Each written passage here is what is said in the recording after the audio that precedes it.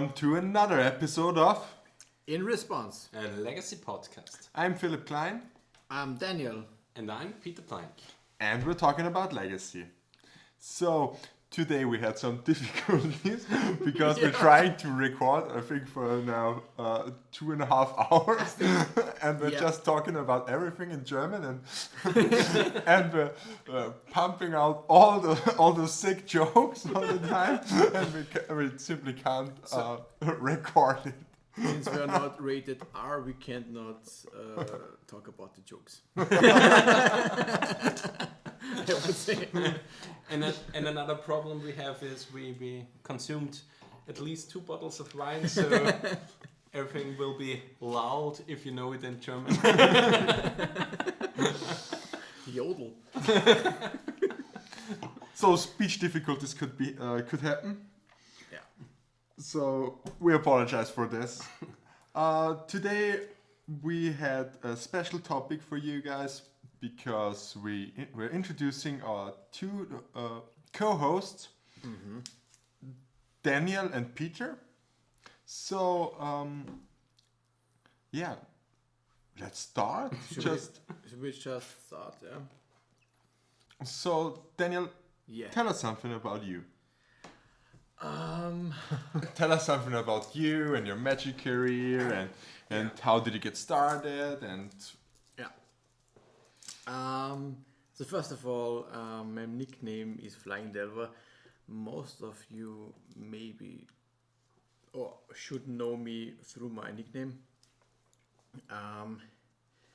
I am mostly known for my, let's say, work or interest in modern specific topics actually.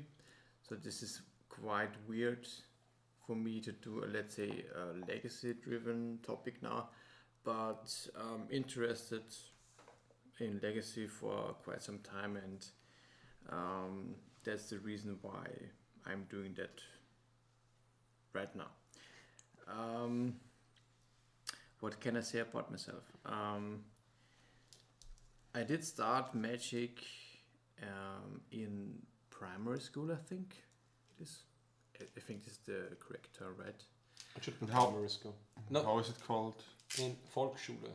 Primary school. Primary school, yeah. Yeah. Or elemental grade. Element. Maybe it's elemental, yeah.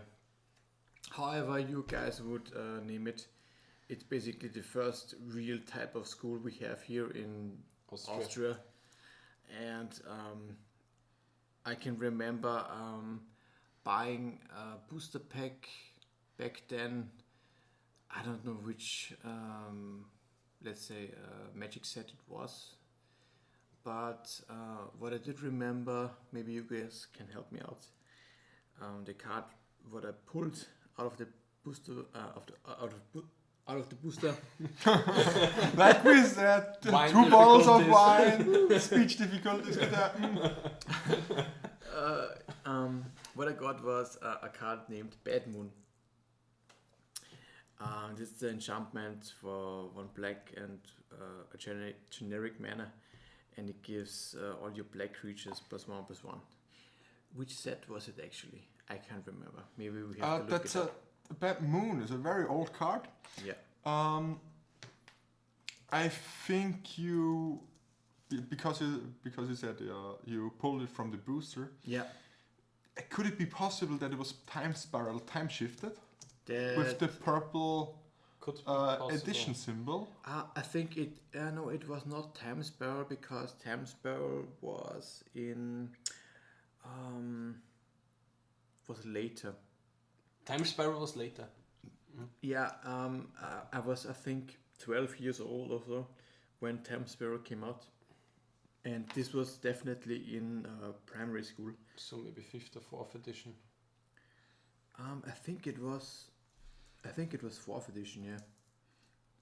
Wow! So you Okay, the R26. So you bought such an old booster, okay? Yeah. For your first one, so Yeah. not something from the The recent sets. from the recent set, or And it is very interesting for me. I clearly can remember this specific card in my hands, let's say,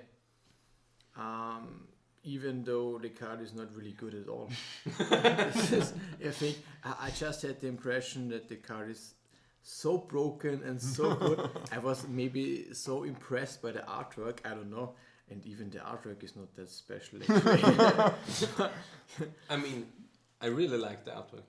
I have to say. I think it's a cool artwork, right? It's really cool. Yeah, we're looking at it from the laptop. To our listeners, we're looking at the laptop to the 4th edition artwork I think of Bad Moon. Is there another artwork? No, I think the artwork. Oh yeah.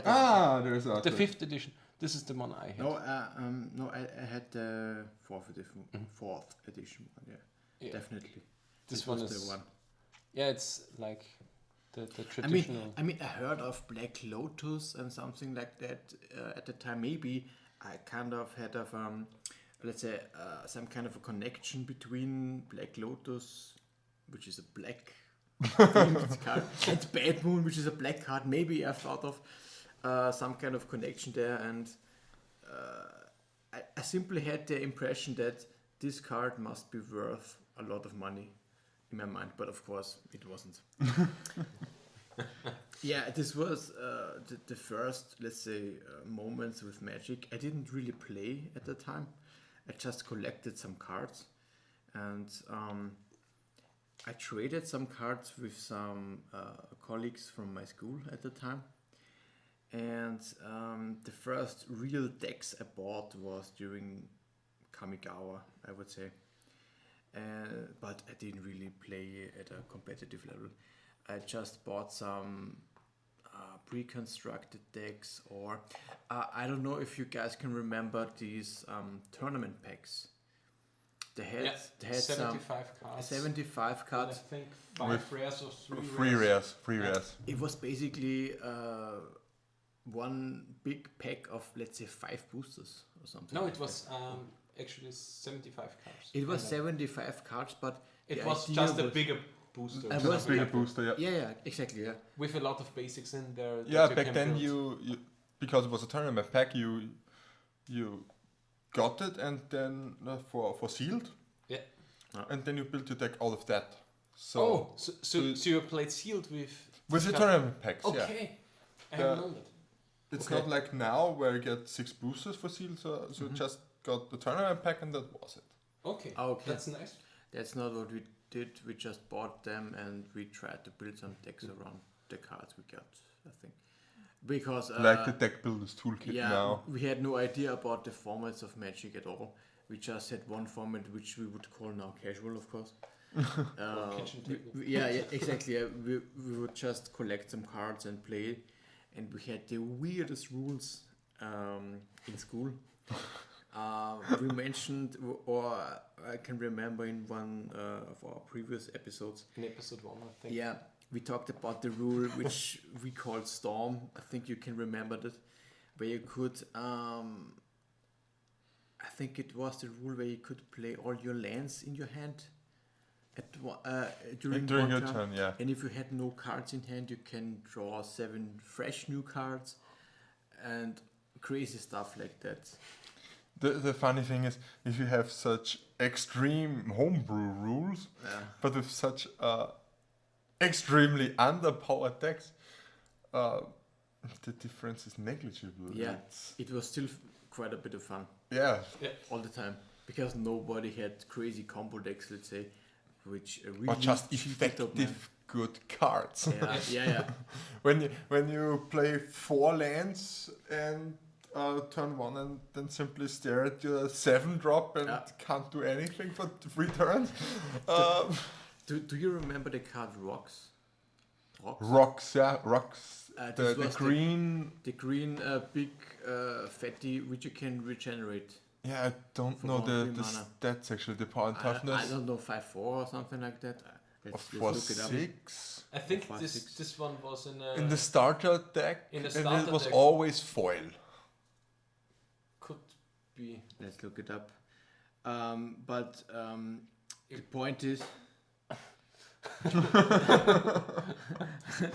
the point is, Rocks was for all of us the biggest nightmare because we simply could not deal with this card because of the this regenerate deck. clause. Okay. And he had the super trample like the Thorn element. Yeah. And also this was the greatest bomb, and we had no idea how to beat the card, because you can regenerate it, you can attack with super trample. Basically, it is amazing. And back then we also thought regenerate worked from the graveyard. Really? At least in our playgroup, we How? played that regenerate. If you regenerate the creature, then you put it from your graveyard into the battle. Wow. Okay, regenerate was broken. Oh yeah, but that's because back in the day I had a sliver deck, and I played the crypt sliver, which has all slivers have tap regenerate target sliver. That's crazy. Okay, no, that's not what we did. If I remember correctly, let's say.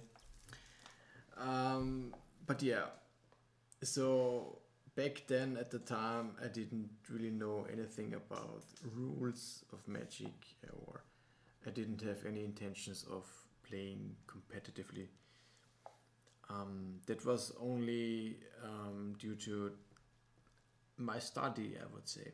During my study, I rediscovered Magic, and this was, I think it was around 2014 or 15. It was right when Khans of Tarkir came out. I might have to look it up, but I think it was 2014 or 15. That's when a colleague of mine and I got back into Magic, because we talked about what we did in our childhood, and we talked about that we both played Magic, and we heard about a Magic shop being present in Linz, our hometown basically, or let's say our town where we studied. And we visited the store, we bought some pre-constructed decks, or let's say some budget modern brews, it was back then. We researched some modern decks that you can buy for under 10 euros or something like that. Okay. Yeah. Ultra I think budget. Ultra budget. It's even more budget than Seth's budget series. Definitely. One of my first deck was something like the mono white soldier deck or something like that. And but I can remember one deck exactly, which was it was in our let's say group, in our play group, completely broken. It was a deck with I think the card is called Architect of Thought, where you can tap one blue card or one blue creature to generate 2 mana. 2 generic mana. Yeah. And with that card you can cast a Worm Call Engine on turn 3. Okay. Actually, So and this is amazing. It was The card is from Scars. It's yeah, isn't exactly. it Yeah. Master Artificer? No, that's a different card. I think it's really Architect of Thought Or Grand Architect? or Grand Architect. Grand Architect. Yes, the one that With comes with Philipp Philipp Klein. Klein, yeah. Yeah, that's the combo you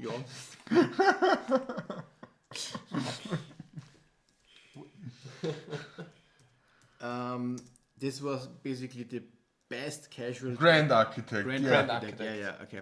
For those who Chase Architect of Artist. I mixed those two up. for those who don't know the card, it's Grand Architect. It's 1 and 2 blue. Mm-hmm. It's a creature Vedalken Artificer. Mm-hmm.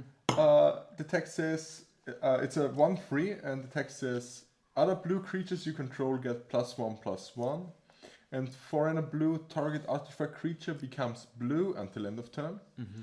And tap an untapped blue creature you control. Add 2 colorless to your mana pool. Spend this mana only to cast artifact spells or activate the abilities of artifacts. Yeah. And with that deck, you could play a turn 3 Worm Call Engine. This was basically a combo. Let's say. should be enough in casual area. In casual, this was amazing, yeah. But I don't know. I was very interested in Magic and competitive Magic. That I researched further, and I got more and more into competitive play or competitive decks at the time. And I didn't really know anything about power level or I really, Card advantage. Yeah. I didn't really have a feeling for what cards are broken and what not. And the first deck that I researched was in Modern, Blue-Red Delver with Treasure Cruise.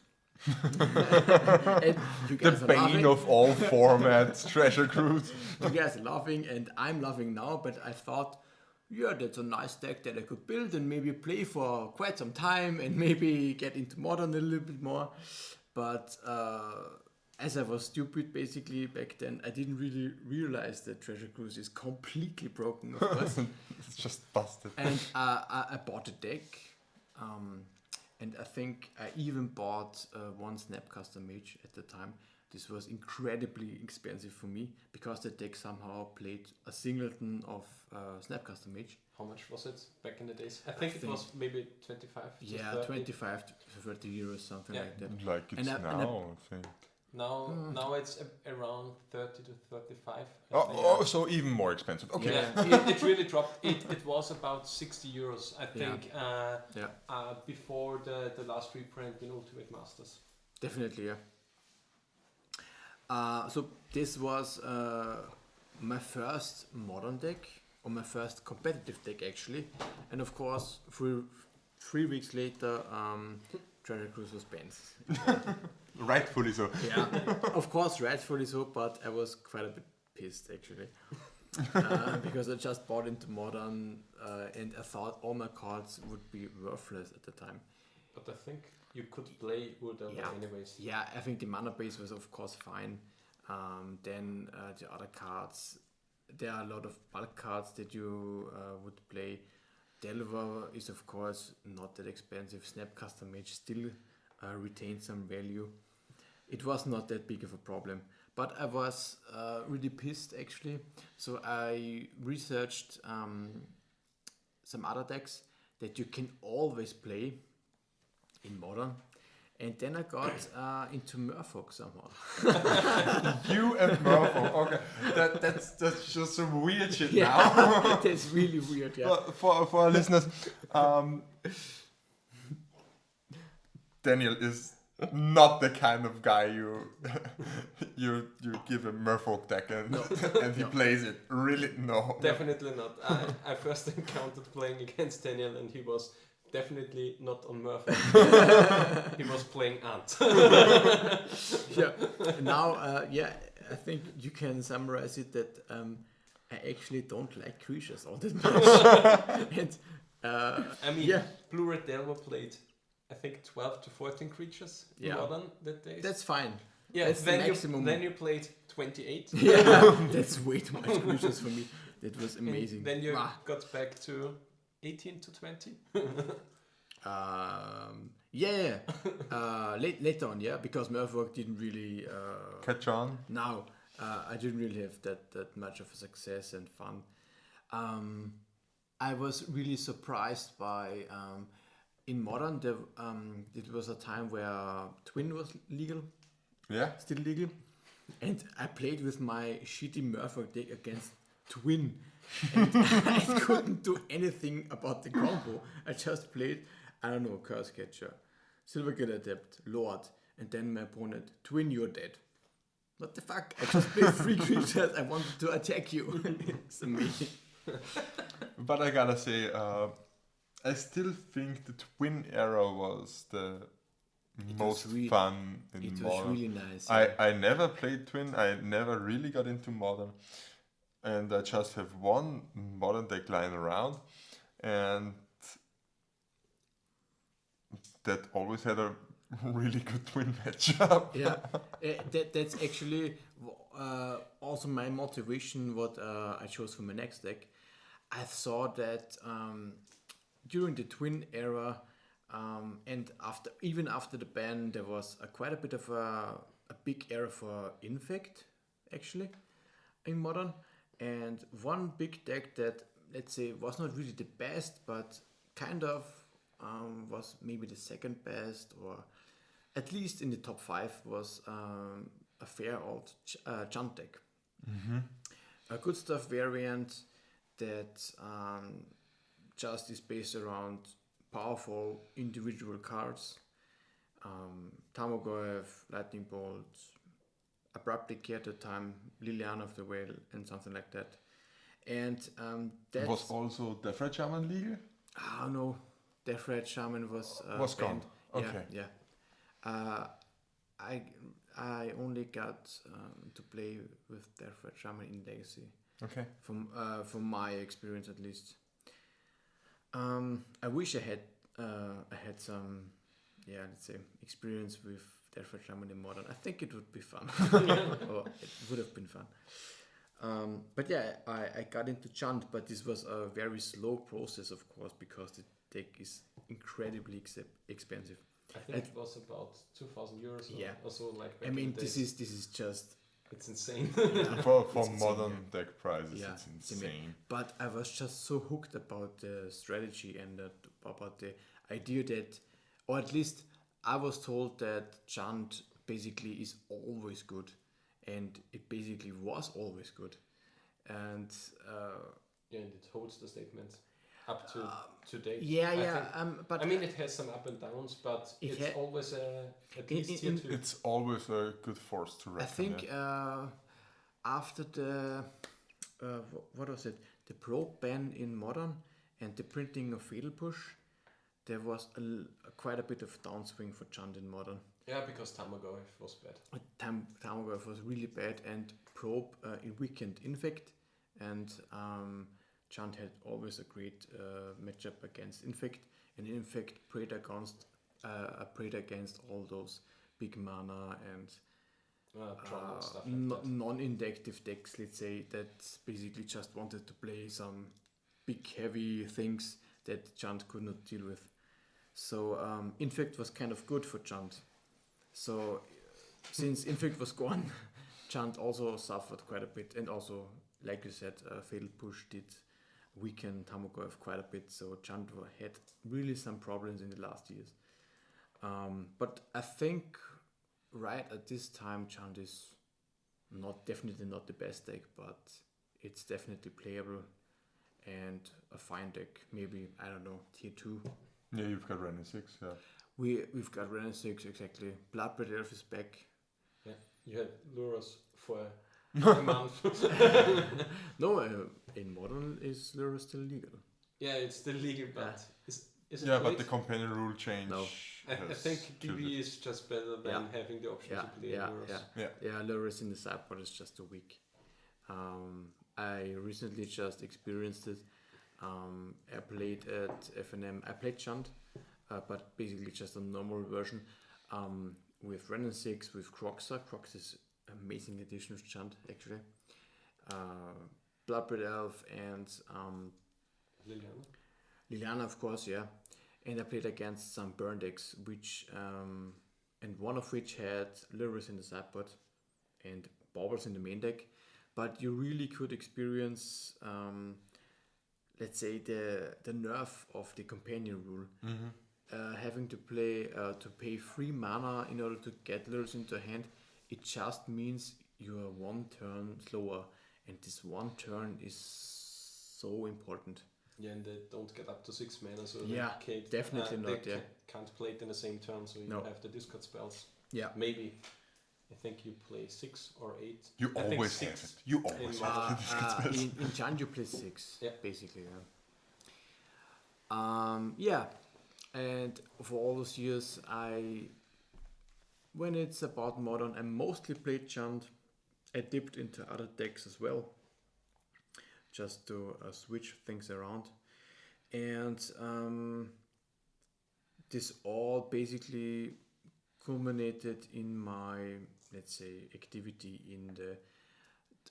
I don't know if you know it, because this is not a legacy-driven forum, but it's called MTG Salvation. Maybe you know it.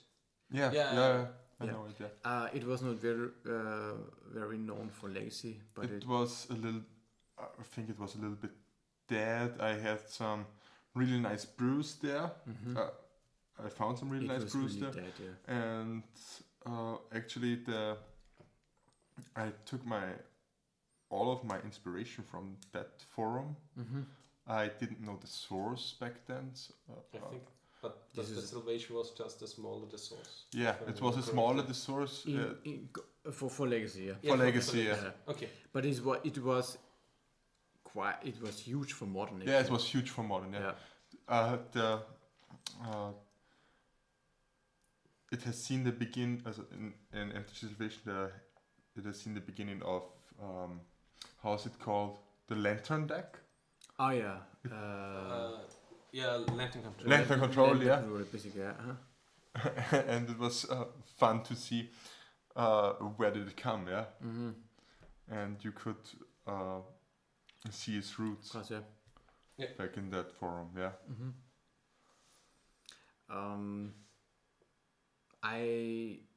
I don't know. I registered into the forum and I started to be active in the Chan thread, let's say, Mm-hmm.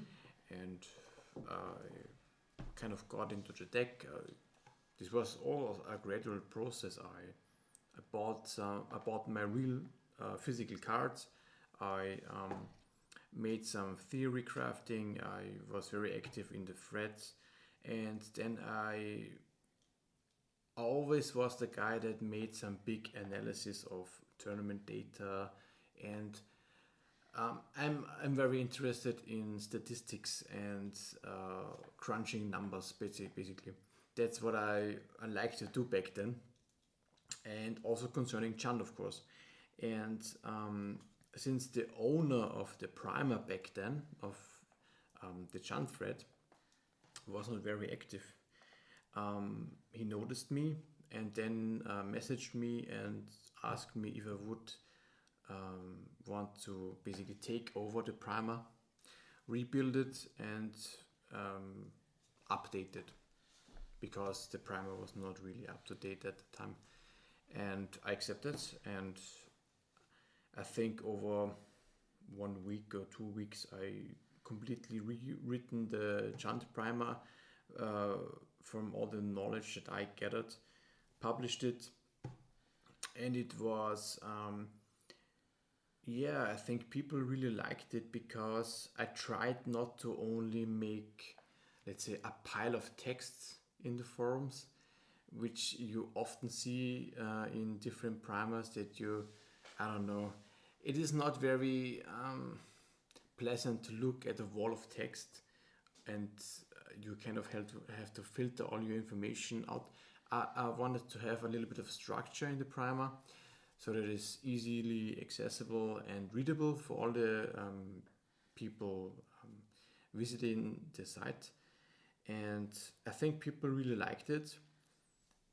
I got active in other threads as well, which were Abson in modern, or the Chunk, which you would also call it. Yeah. Chunk, yeah. Or Rock, of course. Then also Sulte? Sulte, not really, even to this day not, because Sulte was never really a modern deck. But the big one that The I also Mardu had one. is Mardu. Yeah, I remember you writing the Pyromancer primer. Yeah, and also Chan Shadow, or let's say 4 or 5 color Death Shadow. The Traverse version.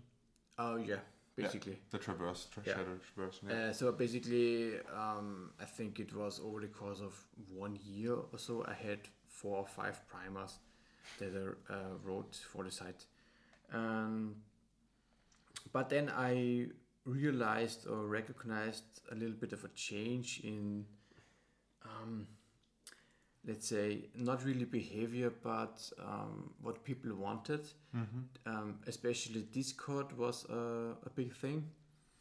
And I realized that forums at this time was not really a thing for the future. all those forum-based talk, you have to log into the site. Mobile-friendly use was basically, I don't know. It was a horror. Yeah, it was horror, yeah. Even my primers, you could not really view them on your phone. And I got lots of messages saying, hey, could you maybe, I don't know, restructure your primers so that I can look at the primer at my phone. But with the forum-based codes that you had, you simply could not do that. So I had the idea to basically create a whole website for Green Black X, which is the, let's say, the general archetype. The general archetype, yeah. Because it's everything is mid-range. Exactly, yeah. Mid-range and modern, which includes Chant, Epson, and Rock mostly.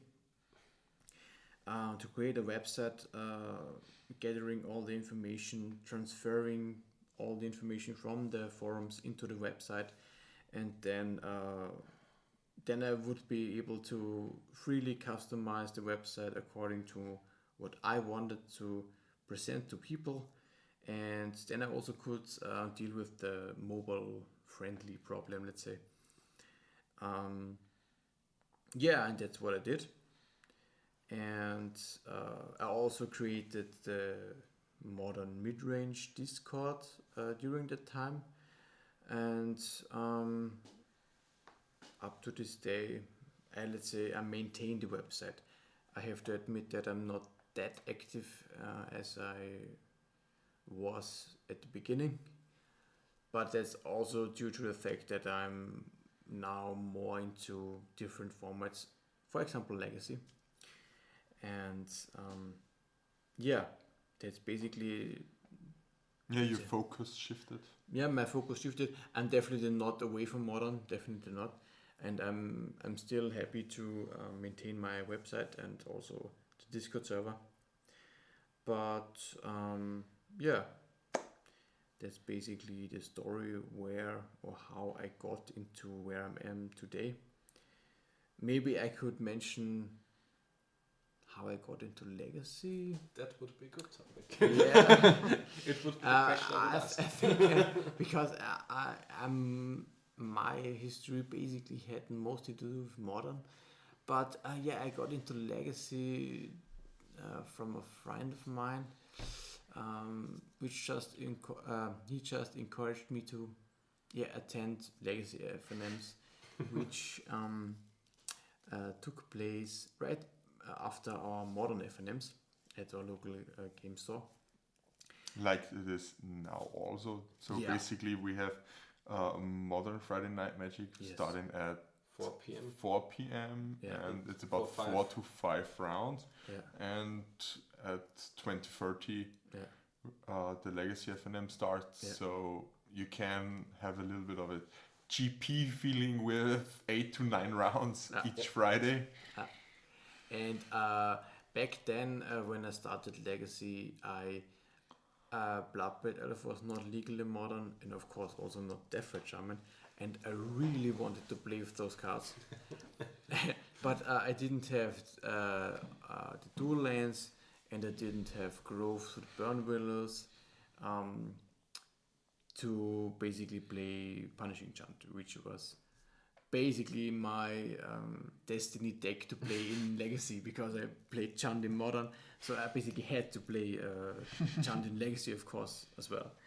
But I got still into Legacy because in our community people are so nice to lend you cards if you need them, and are very inclusive, and I'm very happy that I basically made the decision to, let's say, dip into Legacy. I have to admit that the community is definitely way, let's say, more inclusive, more, what's the best word to describe it? I think better. No, I think we have a community. We have a in community, Legacy. In Modern, it's more that you have groups of people, groups of friends who play together, who come together to the Friday Night Magic, and to drive together to big events. But you don't have this we're all a big modern family feeling. That's not In the Legacy, you know everybody. Yeah.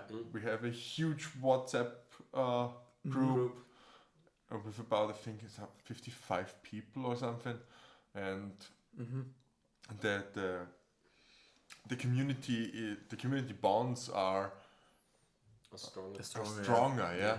Way stronger. And one thing is that you can ask anybody if they have a duel or another expensive piece of cardboard you want to get lent. Definitely, yeah. That you can play a deck, and everybody's happy just to lend you. Everybody's happy to lend you the cards, so you can play all 4 rounds. Nobody has to buy. I'm very grateful to be part of this community, really, and happy where I'm at right now. At this stage in Legacy and Magic in general. That's basically, let's say, an overview about myself. We have to have one question left. Yeah. From Chino? From Chino, yeah. Yeah, because shout outs to Chino at this point. Hi, Chino. He asked us what our favorite card of all time is. And I think this is no surprise to anybody. My website is called Greatness at Any Cost. So I think you can guess that my, let's say, favorite card of all time is Dark Confidant, of course. I got to chime in here. Also, everybody who knows me knows that I'm now very drawn towards. I'm very drawn towards playing Faithless Looting everywhere I can and playing Camel Therapy everywhere I can. That's true. And that's true since now I think 3 to 4 years. Yeah. And so the question isn't as easy as I thought it would be. But my favorite card of all time is also Dark Confidant, because it was the first card that really put the competitive scene on my radar. Yeah. So I think we talked about it in the first episode that you played it on the first Grand Prix or something like that. No, not the first Grand Prix.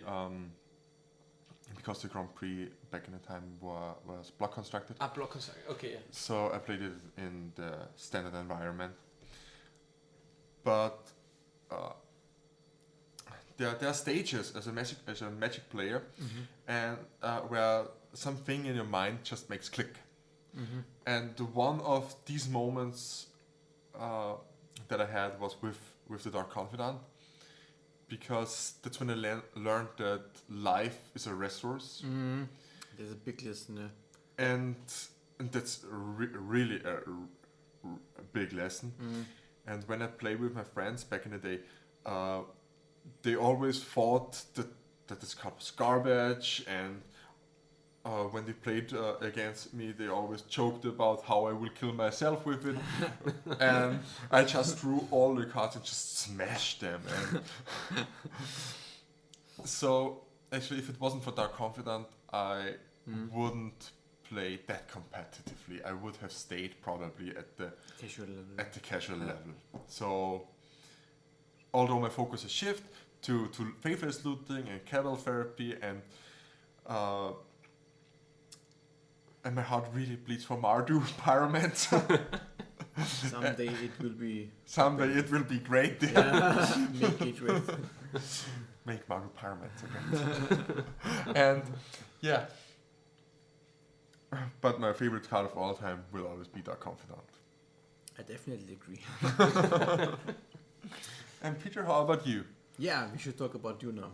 Yeah, but I will answer the question about my favorite card later. Okay. Because I think it would make sense to talk about my general introduction to Magic and Legacy. Yeah, how did you get into Magic? Yeah. How did I get into Magic? I played casually in primary or elementary school with a few friends of mine.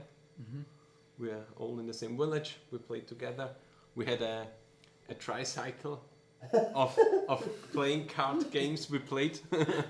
Okay. It was in a span of a year we played, I think a third of the year we played Magic, a third of the year we played Yu-Gi-Oh, and another third of the year we played Pokemon.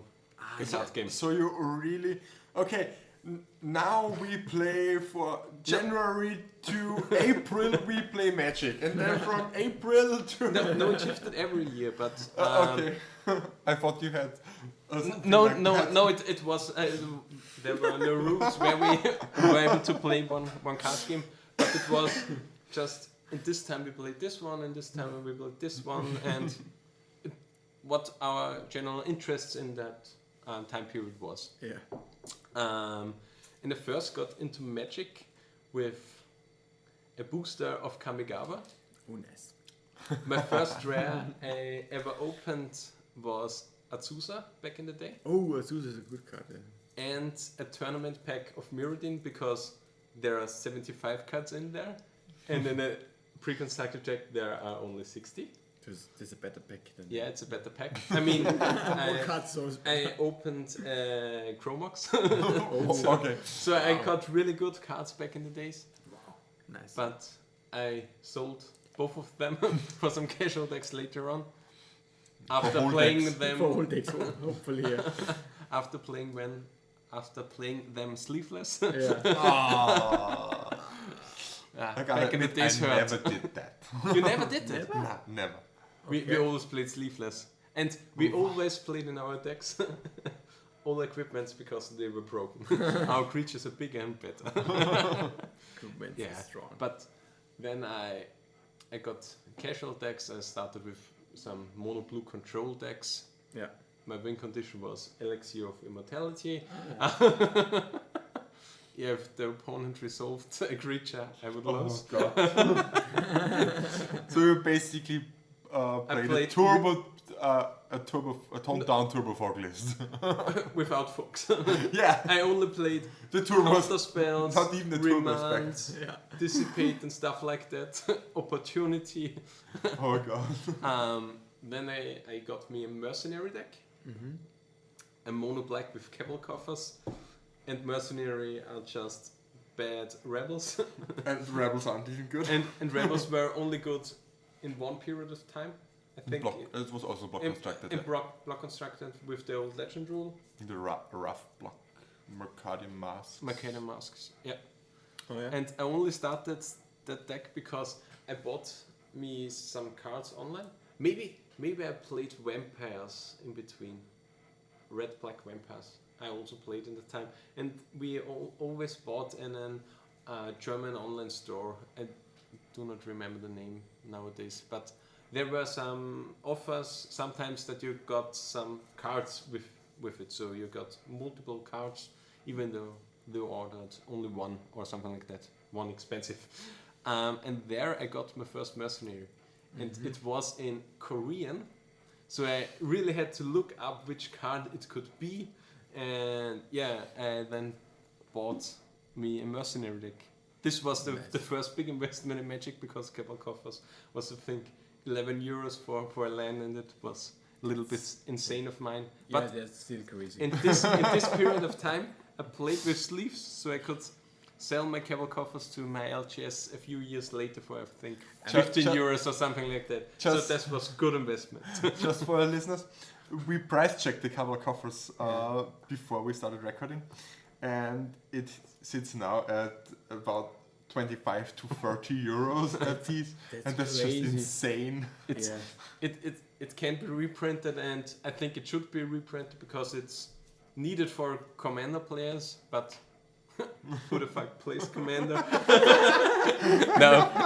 There's a big community for Commander. No, there's definitely a big community. Unfortunately, the format is nothing for me. Yeah. Not really. I'm way too competitive. I hate politics in games. I really hate it. So I can't fathom shuffling 100 cards, double sleeved with hard with hard inner sleeves. I have very big hands. some things are just not humanly possible. You know what big hands say. So yeah, this was my casual period of time. Then from time to time, I think once or maybe twice a year, I went to one LGS in Linz to draft. I think my first draft was in the M set that had Remasuris. M14? M14. And I think one before that was M13. There was the chase that I don't think it was memory adept. Balerion? Chase Balerion it could be. Yeah. M30? Or I M12? I think so, yeah. Yeah. It was basically the first chase. Chase Balerion was the first chase. Yeah? No, First not the chase, first chase. It was later. Okay, yeah. Architect of Thought. No, I don't think it was Architect of Thought was in No, it was later on Architect. Ravnica. Yeah, Then should be Ravnica. or Because this there's this 5-man chase also. Do you yeah, mean there's the memory depth. that's the one, yeah. But I don't think it was the memory. Or We're just looking it up. Memory Um, depth was M14, yeah? maybe there is one down there, or is this every chase? Oh, Living Guild Pact, maybe? Could- It's M15. Yeah, it could be Living Guild Pact. Because a friend of So- mine opened it in a draft, and So he many thought he chases. could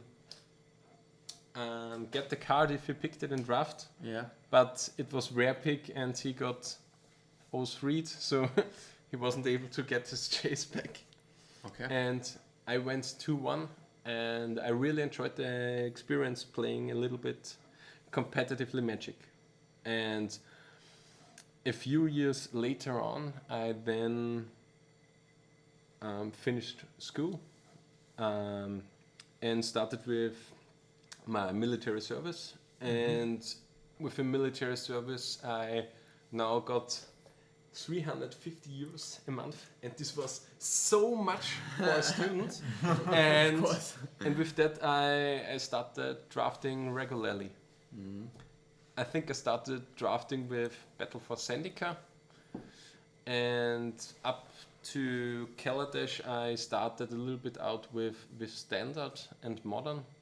I first dipped nearly into Modern with a deck called, it was a Brain of Char deck. But It was before the rules changed. yeah, before the rules change. And if the rules changes were 2 weeks later, I maybe never have gotten into competitive Magic and Legacy. Because if I buy a whole deck and then the rules get changed so that I can't use the deck anymore, it would have been disastrous. It was the deck that utilized Brain in a Jar with back call and then All the another fuse spells. and another fuse spell that milled 8 cards and you put a You permanent mean on the battlefield. the combined? Break Yeah. entering. Break entering and Break back call. You were mean cards. the rule change where they changed the... That it's the whole CMC of it's the cards if you want to the cast it. combined mana cost. Yeah. Because beforehand you could activate Brain in a Jar with 2 counters on it, and then you cast back call, which means Yeah. you get 4 tokens and drew 4 Yeah. cards, and Yeah. then you win the game basically. Which Um, no, yeah, not possible. Yeah. Then I got battle in Kaladesh into Standard, and then shortly after into Modern. In Standard, I played the blue-red control deck that utilized Dynavolt Tower, if you remember correctly. Yeah. And then I started playing Modern. I looked up some Grixis Devil lists because I really liked that one, but it was a little bit too expensive, and a friend of mine showed me some blue-red Delver lists he played before. And yeah, I basically played fetchless blue-red Delver later on. And then I've sold my... With Spire Bluff Canal. With Spire Bluff Canal because I had it from Standards. And then I sold my... the green artifact creatures that entered the battlefield, the big snap custom mages, how are they called? The green one. No, Green one? the, The red the one. blue one. The The blue one. torrential Gearhawk. Torrential Gearhawk. Then I sold my place at Torrential Gearhawk and some other stuff. Torrential Gearhawk was 20 euros back in the days. Yes, it was quite And- expensive. Yeah. And I sold the Gearhawks and some other stuff for 120 euros and bought me 3 snap custom mages. Wow, that's great. Yeah. That was a really, really good deal back in the days. And then I started playing Grixis Delver. And with Blue Red Delver, I first started playing in the Austrian Modern Series. I nearly top 8'd my first event I went in. I went to start 3-0 with playing Blue Red Delver with a single That's all in modern breeding now, pool. All in modern with a breeding pool. It was the era where Borgers were the best deck, and I played 1 Back to Nature in the sideboard because of Borgers. Then I got, sorry for the expression, fucked up a chant because this matchup is so bad. My heart is now lightning. But Blue Red Delver is it's a win. it's a win. Vampire, I kept 7, he kept 7. He played discard on turn 1 because he was on the play, removal on turn 2. Liliana sacked the next creature I played, and then I did nothing. Yeah, I did nothing. of course, yeah. And crazy. it was Chant a quick things. 0-2. Yeah. Then I went 3-1. Then I played against a friend of mine with, I think it was Grixis Shadow. And this is a really, really close match. I only lost 1-2, but I was out of top 8. And it was prizes for top 16, and then I played in the last round against Borgels. And I won the match. Game 1 I won on 1 life. And I think maybe game 2 I lost, and game 3 he attacked with a core with 3 or 4 enchantments on it. I had 4 mana open, and I touched my beard and 2 mana. Back to Nature. Okay. And then 2 mana snap custom mage. Blocked this 0-2. Then I got in for a few points of damage every round, and then he was able to rebuild. And then I went snap custom mage. Back to Nature. Target back to Nature. And he got crushed. Crushed. Let me guess, he was so salty. Yeah. Because who the fuck plays back to Nature in the Blue Red Delver list? I have to admit, I played Back to Nature at one point in Chant inside Yeah. to combat Borgers. yeah. I mean, it's if the was a meta call. if the meta forces you to do that, you have to adapt to it, and that's a good point. And that was the first thing I got introduced into playing weird sideboard cards. And yeah, in the same year on Christmas in 2017 it was, I started playing Legacy with Blue Red Delver. Because I played Blue Red Delver in Modern, and then I get to play the same deck in Legacy too. Yeah. And this was only up to one guy. He's sitting across me. This was Philipp. And yeah, then I played Blue Red Delver, I think for 1 or maybe 2 FNMs. And then I heard about one great list or one great card I have to play. And then I started playing Blue Red Stifle Knot. The great card was Stifle or Dreadnought? I think it was Dreadnought. Okay. But I think it was Fling. Fling no, Fling was introduced I think half a year later by myself. Okay. Or no, a few months later. But yeah, I then started playing Blue Red Stifle Knot and had some okay success in the Austrian Legacy series, and I really enjoyed the deck. Then I tried some different cards with it, because you have the vision charm, you have stifle, you have the 2 mana one with split second, Trick bind. and I think in the later versions I only played 4 stifle and 2 fling with it, because I experienced that most of the time if I get the Delver down, I put him to 15 or something like that. If I just attack once or to 13 or 12, and my deck plays bolts, and with bolt and the flinged stifle knot or fling knot, you win. It was fling knot at the end, And there is one particularly game I played on stream at, I think it was a summer finals from our Lindsay Legacy League, or a winter end tournament. I'm not sure actually. And I played versus Gobos in the quarterfinals. Okay. And there could be, yeah. And there I flinked my opponent down from 15, I think. With 2 fling knots? No, I think it was a True Name Nemesis attack and a flinked Staffel knot. Okay, he was at 15, my True Name Nemesis came through, and then I flinked him a Dreadnought into the face. Okay. And this was really enjoyable. Then this was all 2018. In 2019 I started playing Mannerless Stretch. I went to a few tournaments, and one of the first was in Vienna, where I nearly got second playing the tournament.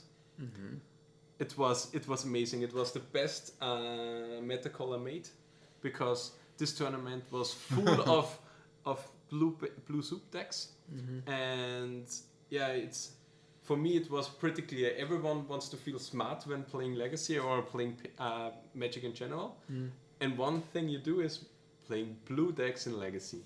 And so I decided to play Mannerless Stretch in that deck in the tournament. And first round, Miracles, bye. Second round, Blue Red Delver. This was the version with 4 times the sorcery that gets exiled when you mill it. Creeping Chill? With Creeping Chill. So with Creeping Chill, it's a bye. It's a bye, yeah. Then I played against Blue Black Shadow. This is actually a really, really hard matchup. But I won in 2-1, I think. Because the problem with Black Shadow is not that he plays Surgical Extraction. You really don't care about Surgical Extraction. The most problematic card he plays is actually Reanimate. Because he plays discard spells, which elongates the time you are getting to discard a card from your hand by 1. And then he plays Reanimate, which does the same thing. So he simply can time walk you 3 or 4 times a match. And if that isn't enough, he really shouldn't keep the hand. Then I don't remember the other matches, but I crushed 4-color Loam. Okay. Really? Crushed 4-color Loam. Yeah, I went to win 2-0 in the last round of Swiss. Okay. It's that's an achievement with Mannerless Stretch, actually. He was one turn too slow with the Knight of the Reliquary in game 1, and in game 2 he wrongly tapped his lands because he tapped the Wasteland he had, and then I got the Contagion and Knight of the Reliquary. And that should not happen.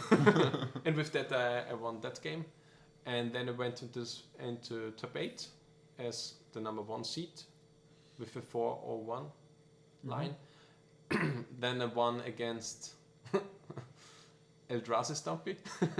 It was one epic match because game 1 is a bye for me. Game 2 he had the Leyland in the first 7. This was all pre-London Mulligan. So Vancouver Mal, yeah. The Vancouver Mulligan. So he drew his hand of 7. He mulliganed. He drew his land of 6. He mulliganed. He drew his land of 5. He mulliganed. He drew his land of 4. He mulliganed. And then I said, now you show every card. So he showed the top 3 cards, no lane. The top 2 cards, no lane. And then I flipped the next card after shuffling, no lane. So I won the match. So it was insane. Then that Gentleman's agreement. and he, my opponent actually went on to go 9-0 in a GP last year. Okay. But I don't remember his name. I think it was what was the nearest GP? Prague? Birmingham? No, last year. Last year, Bologna? Bologna, yeah, there was Bologna. No, it wasn't Bologna. It was no Legacy. I think it was a modern GP. Okay, it was modern. Frankfurt. Oh, GP. GP. I think. Is there a GP in Prague? I think so. Yeah, there was a GP Prague, but I think it was 215. Not last year. Yeah, definitely not last year. Okay, 2016 there was also GP. I'm sure he went 9-0 last year. Okay. Because I saw his face on Channel 5. Okay. And I can also remember. I think it was the same guy. Won the winner in during the Legacy finals last year. He played Eldrazi, Bloodsun, Stompy. Yeah, it could be because Punishing Eldrazi, yeah. I think I don't have the name actually now. Yeah, but yeah. I need to Google it. Then there was the top 4 match again, a rematch against Blue Black Shadow, and then there was one hell of a match in the finals against Devon, Texas with main deck Containment Priest. So yeah, and That's tough. he even had a really, really slow opening in game 1, but my dredges were that bad. After hitting nothing for I think 3 or 4 turns, he then got his recruiter into Containment Priest and played the priest.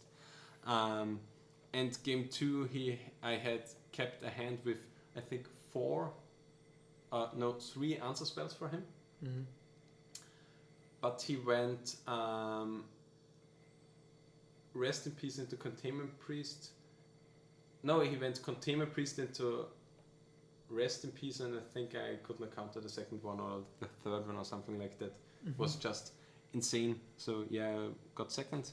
In the same year, I then went on to play my first big event in Barcelona. I traveled with a few friends of mine. Which event? It was Card Market Series. Card Market Series, yeah. There I participated in the Modern portion and the Legacy portion. In Modern, I got the 6-2. Tristan Pölzler. Or is Christian Kölbel. Christian Kölbel, yeah. Yeah, he was the guy who got 9-0 in the GP Bologna. Okay, it was GP Bologna. Yeah. Okay. Yeah, so he played Legacy. So he's also Punishing Eldrazi. Yeah, he's one of the better players from Austria. I think so. Yeah, I also think so, yeah. Yeah, I played in Barcelona. I got 6-2 in Modern and a 2-5 drop in Legacy. I really learned about hard practice is needed for a big tournament and good sleep and much more. Because in Modern I was really prepared. I played multiple leagues online. I played a lot. I played a few FNMs with that specific list. I prepared for the meta, made good meta calls, even though I haven't faced Chant. But this was the meta was there. I think it was a little bit under 12 or 15% Chant in Barcelona. It was after printing of Ren and 6. Oh yeah. So Chant was really big in the time. Strong. And yeah, I played a list that prayed on Chant, even though I did not play Veil of Summer. So I went to get on a 6-2, but unfortunately my breakers were too bad, so I wasn't getting any money. Okay. With a 7-1 you would have gotten into top 8. With a 6-2 you could even drop out of prizes. So it was because the 9th to the 21st all had 6-2. Yeah. Yeah. So unfortunately, but nevertheless an awesome tournament.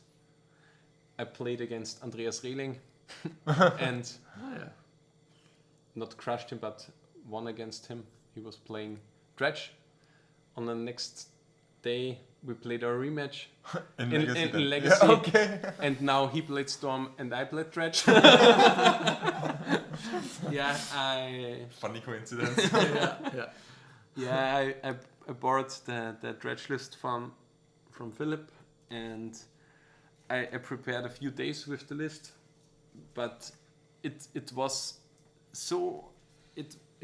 really different to every deck I played up to the day, because normally I play decks like Blue Red Delver, or Manala's Dredge has nearly no keep or mal decision, but Blue Red Delver or even Storm, these are cards where you keep because you have card draw spells, or you have one creature and a lot of card draw spells. It's just the simple. If you learn Magic, you keep every hand where you have three or four lands and 3 or 4 creatures or sorceries. Yeah. It's just as simple if you start with Magic. And Lead Dredge is really different because it's a combo deck. You have to move for combo. You have to play aggressively. I'm not really the guy that plays aggressively. I now try because I'm currently trying out Ice Station Zebra and stuff like that. So with really hard mulligan decisions. And if you don't mull well with Dredge, you play another deck. Yeah, you have to jam and go for it. Yeah, and I'm not the guy that wants to play in every turn 1 Philosophill and stuff like that. And so Dredge was, it was a good meta call. It was good in the meta, but it wasn't the deck for me, and that was one of the big things I've learned in this tournament. Yeah, also, especially in Legacy, I think preparation is the key. Yeah. It's preparation, knowledge of the meta, and especially of your own deck. And how's the word? Snapboarding. No. If you try something all the time. Try out. No, if you play the same everything. No. If you say the German word, we can help you. Maybe. Or even not. You need some routine in your deck. Yeah, definitely. All the time. You make really good decisions when you play the same deck over and over and over again. You can just get so many percentage points out of your deck, even if it's not tier 1. Yeah. So, especially in Legacy. Yeah. Because preparing for a big event. Especially in Legacy, there are so many interesting and different interactions that you just have to learn and know. Yeah, you have to experience it one time so that you know it. Yeah. Just like, let's say, Wastelanding his opposing Dark Depths if he has 2 mana available and blast him stage out, or something like that. Yeah, just a simple example. As simple as that. Yeah. Or forcing an abrupt decay or something like that. Yeah. That's read the card, explains the card. That's a different example. Yeah. But, have you ever forced an abrupt decay? I never did. I think I never did. Yeah. But I saw a spot of one player maybe. Maybe to get a Pyromancer token, or to increase the spell count in the graveyard for some weird deck I played. I don't know. Yeah, one thing is for manaless strategies to really remember how to stack your triggers, because on Modo it's really easy to play manaless strategy because you click on the phases, on the triggers, on the triggers and stack them. And if you play in paper, you have to remember in a turn, let's say 12 to 15 triggers, you have to stack them correctly, because I don't know how's the 1/1 called. Nether Shadow. The Nether Shadow, because you have to stack the Nether Shadow first on the stack so that he gets out. You have to put him last on the stack so that he gets first out, because you need the creatures above. if you have Icarids above the Nether Shadow, it is important that the Icarids are still in the graveyard when the trigger of Nether Shadow resolves. Yeah. And some stuff like that. And another thing is learning that you can put the dredge cards in an order as you like for Manaless Dredge, for example, because you always want to put the Nether Shadow on the bottom, because he has to have a few creatures on top. And that's something Manaless Dredge really learned me, that I have to organize my graveyard, that I have to really look into it, and that I have to remember a lot of stuff. And I think that's some good thing about some mid-range deck that doesn't really have anything in common with any other deck. Yeah, that's and it's true. a mid-range deck and nothing more. Mid-range deck with combo finish. It's a mid-range deck with a combo finish. And yeah, then I'm back there at Orlov. I was in China with a knowledge transfer project from a company, and then I got to experience the biggest legacy tournament in China. I was participating in the 2019 Orlov Legacy tournament. Isn't it even the biggest in Asia? I don't know if the KMCs are bigger, but... I mean, this tournament unfortunately only had 100 people. Okay. But the prize pool was amazing. I think it was between $8,000 and $10,000. Yeah, the prize pool. The prize pool was immense. And yeah, there I got to meet Julian and James. And yeah, the tournament was okay for me. I played Manaless Dredge, but mostly played against combo decks. So I think the meta call was okay because it is good against Struck Delva, but I only played against Food Chain, Depths. No, it was not Food Chain, it was Alluren. Because But with depth? no. Okay. I played, the first round was the Hugak Depths list. Yeah. Oh yeah. The old ones. Then I played against Is this deck a thing now? I always ask myself that Hugak question. Hugak depth, yeah. I'm not sure. I think it could be okay now because there are less Caracas running around. In the Lurus and Uran era, you couldn't play it because of all the Caracas. There were 1 to 2 Caracas in every main deck. I haven't seen it in a long time, but when I look at the challenges or the league list, I always see Turbo Depths, BG Depths, and Bug and Chunt Hogak, but never Hogak Depths. I think it could definitely have a spot. Maybe some space to explore for our listeners. Definitely. And yeah, this was my biggest tournament up to date, I would say, from prize pool perspective and from an experience perspective, because it was just so amazing seeing great players perform. That was the reason why you weren't in Prague last year? Yeah. Yeah, I remember correctly. Yeah, it was unfortunately, I think, in October. Prague was November. Or November. Yeah, and this was the time period I was in China. Yeah. And yeah, it was really amazing training them, talking about Legacy and mostly other stuff. But yeah, enjoying the time there, playing, unfortunately not in day 2, but playing the casual event on day 2 and finishing 4-1.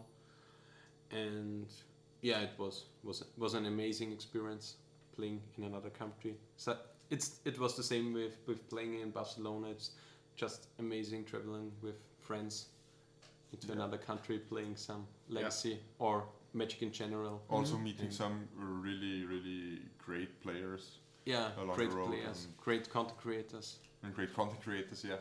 I mean, so it applies to them both. Both perspectives.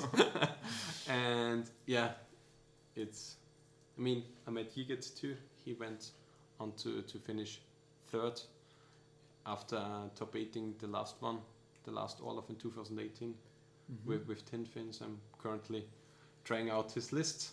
Yeah, I love all the Tin Fins variants. These are just so great. Yeah, Tin Fins is... And with that deck, I'm trying to learn how to mulligan correctly with combo decks, which is, I think, a big thing I have to learn if I want to move on with Magic in general. The next click. Yeah, mulliganing is something I haven't really learned. I have to analyze in depth every other deck and how my deck wants to play against the deck. This is something I really enjoy about the Epic Storm, the websites, the Mulligan's decisions from Brian Cook. For combo decks. He shows a specific matchup, and about that matchups he lists you I think 10 starting hands or even mulligans, and then explains. So you have to decide for yourself: do I want to keep the hand or do I want to mulligan the hand? And then he shows you what to do. And I think this is really, really good content from him. Yeah, it's amazing. And yeah, that's basically my path about Magic. Your and path to Legacy. And then I have to just answer the question from Gina that we can end this really, really lengthy episode. But this question is very important for us. Yeah, and because it's so important, I cannot decide on one card. Really? I decided to say one card for one era. Okay, yeah. So I decided that for my casual era before starting drafting and starting competitive Magic is Hearthstone.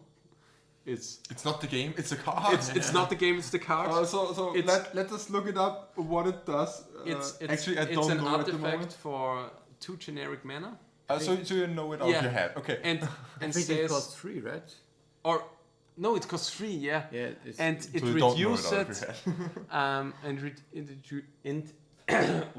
Wine is strong within me. The wine is strong with you. You forgot Is the it Hearthstone or Hearthstone? Oh, Hearthstone. Okay. Hearthstone. It's just an artifact for 3 generic mana and says activated abilities of creatures cost 1 less to activate. This effect cannot reduce the mana in the cost to less than 1 mana. It's just a bad training grounds. The original training grounds. Or the original training grounds. And this was the card I played in my mercenary deck. Okay. Then I have to admit that my next card I would favor the most is for my starting era with Modern and Legacy in general. And this is Scaplan Berserker. I played in every sideboard of every blue-red and especially red deck I played. And then I have to say the card that accomplished the most for me in my Magic career up to date is Delver of Secrets in both Modern and Legacy, because I played Delver most of the time. I played Magic competitively. Who would have known that a little 1 mana 3/2 flyer would have made such an impact? And one thing I have to say, the only 4 creatures I played in the mono blue Elixir of Immortality control deck I played were Delver of Secrets. So they went from being the first creatures I played in a self-constructed Magic deck to the most influential Magic card in my Magic competitive period. So I think it's a nice story. Delver of Secrets Really also a nice good story, secret. So yeah. So this was a small episode where we introduced ourselves, Daniel. Maybe a little bit too long, but I'm not sure. Yeah. So yeah, more content is more content. even if it's a long episode, we hope you had fun and you enjoy us. You're just talking about our history. Our history, yeah. And I think we wrap it up here. Yeah. And we'll see you next time. Next time. Or we hear you next time. Or you hear us next time, because we can't really hear you. Listen. Okay, in response, the end.